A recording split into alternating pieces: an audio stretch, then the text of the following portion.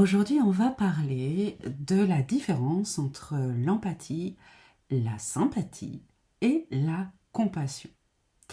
Dans le métier de thérapeute et dans toute la sphère d'accompagnement, développement personnel et de spiritualité, on parle énormément d'empathie et de compassion. Mais l'étymologie des mots, ce qu'ils veulent dire, ce qu'ils portent comme énergie, vous savez que ça m'importe. Moi, personnellement, depuis longtemps, vous avez l'habitude de m'entendre parler de l'étymologie des mots, de la puissance des mots, de l'énergie des mots.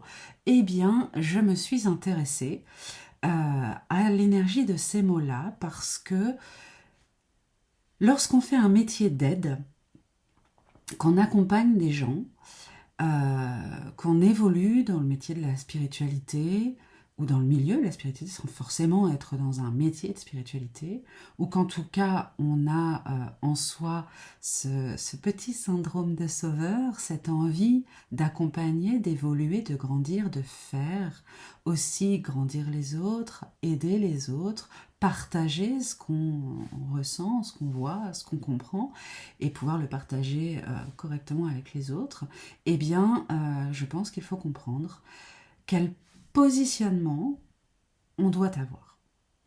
Quelle posture, et ça c'est souvent dans les rendez-vous que je vous en parle, quelle est la posture à avoir lorsque on veut vraiment être utile à accompagner quelqu'un. Alors, je vais vous parler de l'étymologie dans un premier temps pour que vous compreniez bien ce qui porte ces mots-là. L'empathie, commençons par celui-ci. L'empathie, on a derrière, quand on écoute, on a sa propre définition. Souvent, on s'arrange avec cette définition. On a l'idée de l'empathe, qui est aussi une forme de don, cette capacité à ressentir ce que l'autre peut ressentir. Empathie, ça vient de en, dedans, et de pathos, souffrance, affection, sans rentrer dans le négatif, en tout cas affection. Affection, pas au sens de affection, désir, mais affection, c'est être affecté par, d'accord? Donc c'est l'empathie, c'est ressentir dedans.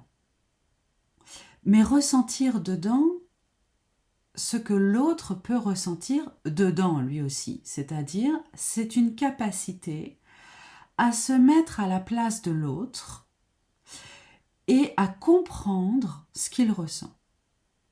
Ça veut dire qu'il y a une forme de distance. Il y a, dans la relation d'aide, je ne prends pas la souffrance de l'autre, je ne suis pas embarquée par la souffrance de l'autre, je ne me laisse pas déborder par ma propre souffrance en résonance à la souffrance de l'autre, mais je suis capable de me mettre à sa place, de comprendre ce qu'il peut ressentir et donc de l'amener à peut-être des éclairages, à peut-être une autre façon positive de vivre, de penser, de comprendre et de faire évoluer sa situation. Donc, l'empathie, c'est vraiment cette capacité à, dans le dialogue de l'autre, extraire l'essence de ce qu'il est en train de vivre, de le comprendre et de pouvoir finalement lui amener autrement pour qu'il puisse évoluer avec cette situation ou avec ce sentiment. Donc il n'y a pas du tout d'absorption de la souffrance de l'autre. Il n'y a pas du tout de reconnaissance au point de plonger dedans, en fait. Là, on est vraiment dans cette capacité à prendre le recul nécessaire et à permettre de prendre la main de l'autre et de l'emmener vers quelque chose de plus doux, de plus compréhensible et de plus intéressant et évolutif pour lui. La sympathie, maintenant. La sympathie, ça vient de syn, qui veut dire avec, et pathos, encore, celui-ci, souffrance, affection. Donc là, on n'est plus dedans, on est avec. c'est cette capacité à ressentir émotionnellement ce que l'autre ressent. On est dans souffrir avec. Ça veut dire qu'il y a il y a une reconnaissance de ce que l'autre est en train de vivre, mais il n'y a pas de distance qui se met. Ça veut dire qu'il y a une possibilité pour que l'autre, alors c'est une possibilité, mais il y a une possibilité pour que l'autre finisse par vous embarquer dans sa souffrance. Que finalement, vous ne soyez plus capable, en souffrant avec l'autre, d'être dans un accompagnement d'aide. Ça veut dire quoi? Ça veut dire que parfois, lorsque la personne en face de vous est en train de raconter son histoire, il y a une telle résonance. Alors ça peut être une résonance émotionnelle en termes de peur. Ça peut réveiller une peur chez vous. Et du coup, il n'y a plus cette capacité d'empathie. Ça vous embarque en fait, parce que votre propre émotionnel, en fait, il y a quelque chose qui vient appuyer sur votre émotionnel et qui vous emmène dans l'émotionnel de l'autre. Soit par effet miroir, soit par trop plein de votre propre film qui est en train de se passer à l'intérieur. Donc effectivement, la situation que l'autre est en train de vous raconter peut réveiller une peur chez vous, et cette peur va casser la barrière et vous embarquer. Et du coup, vous n'allez pas plonger dans votre peur. Vous n'allez plus avoir la distance suffisante, et l'émotion de l'autre énergétiquement va vous traverser. En fait, c'est même pas qu'elle va vous traverser, parce que quand l'émotion vous traverse, vous la laissez circuler. Mais en fait, elle va entrer en vous et s'imprégner dans votre propre émotionnel et aller toucher, réveiller votre propre émotionnel. Ce qui fait que vous allez peut-être pleurer avec votre patient, ou peut-être ressentir une colère contre quelqu'un qui a fait du mal à votre patient, alors que vous n'êtes pas là pour juger de qui a tort et qui a raison, vous êtes là pour accompagner la personne vers son changement à elle et son évolution. Donc, la sympathie, c'est vraiment le début de attention à mes émotions. Si je suis dans la sympathie, je ne suis plus dans l'aide. Je suis dans... je cherche à consoler l'autre. Je ne cherche pas à l'aider. Je cherche à lui faire un câlin, en fait. Voilà. Et pourquoi? Parce que moi-même, je suis émotionnellement touchée. Donc, moi-même, j'ai besoin d'un câlin à ce moment-là. Moi-même, j'ai besoin d'être rassurée, d'être consolée. Donc, la sympathie, c'est lorsque on est embarqué avec l'autre. D'accord? Maintenant, il y a la compassion. La compassion, c'est con, avec, et passion. Passion, douleur.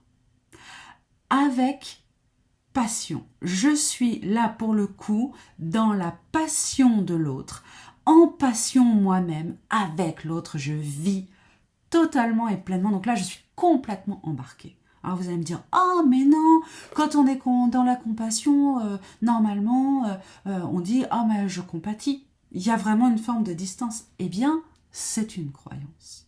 Parce que dans l'étymologie, c'est vivre la passion. La compassion dans la Bible, c'est vraiment voilà, on vit, on vibre complètement les passions de ce qui s'est passé en fait, tout simplement.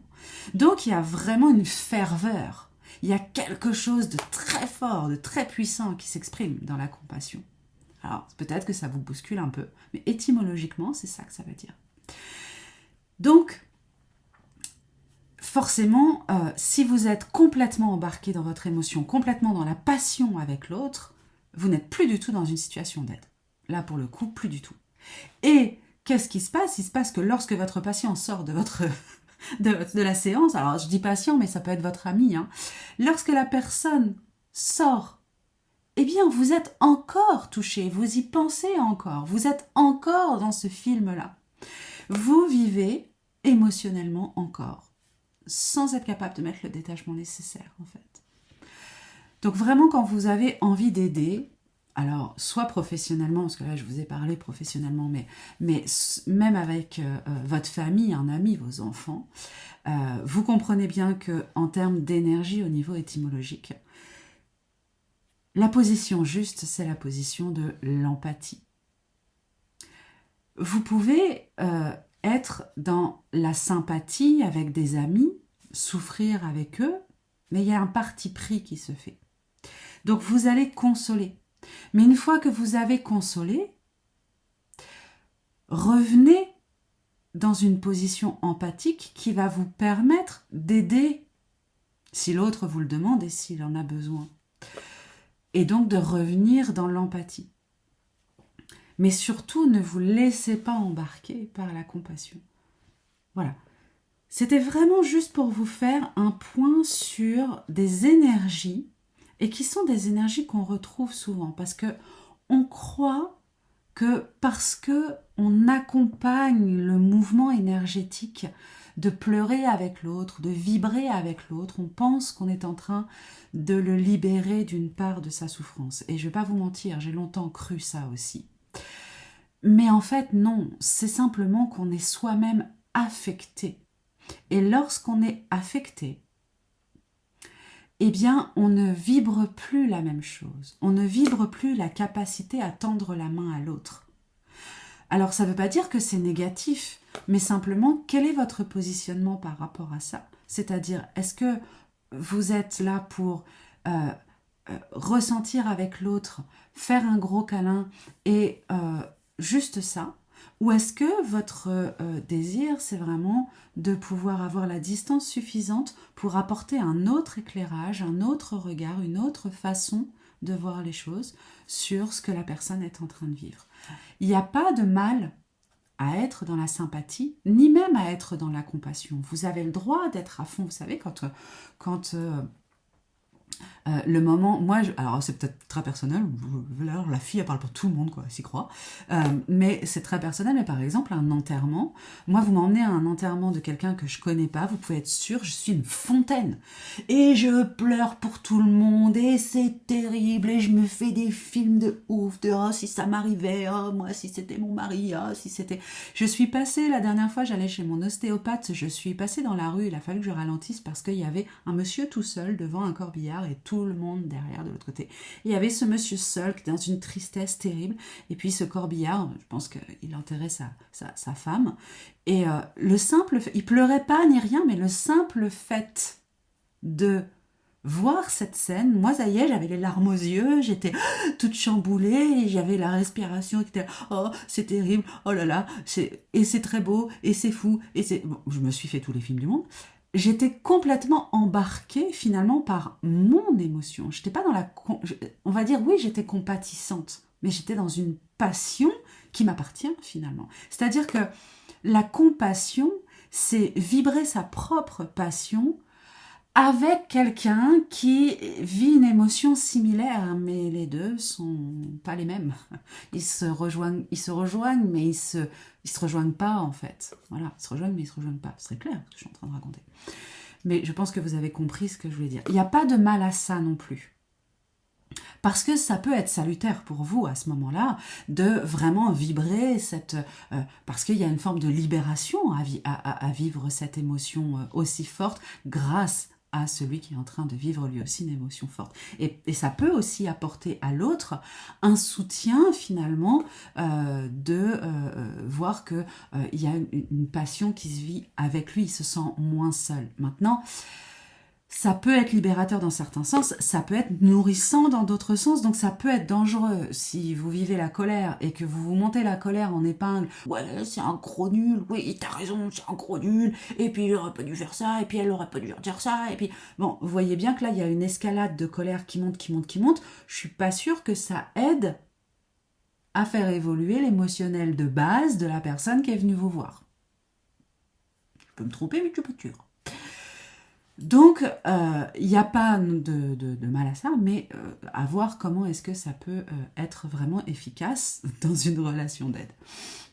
il n'y a pas non plus de mal à souffrir avec quelqu'un et à ressentir. S'il y a cette conscience que je suis en train de vivre l'émotion, je vais pouvoir me remettre dans un sentiment d'empathie et de pouvoir comprendre ce que l'autre est en train de vivre sans m'identifier à ce qu'il est en train de vivre. C'est l'identification. Donc voilà, voyez comment est-ce que cette posture que vous adoptez peut être utile ou non en fonction des moments et des besoins. Voilà, j'espère que ça vous aura aidé. N'hésitez pas à liker la vidéo, à partager, à commenter la vidéo et à aller voir sur le site tout ce que je vous propose, les formations, les ateliers et les rendez-vous pour continuer d'évoluer pour vous, soit dans votre médiumnité, soit dans votre développement personnel. www.berangeremusard.fr. Je vous embrasse et je vous dis à bientôt. Bye bye.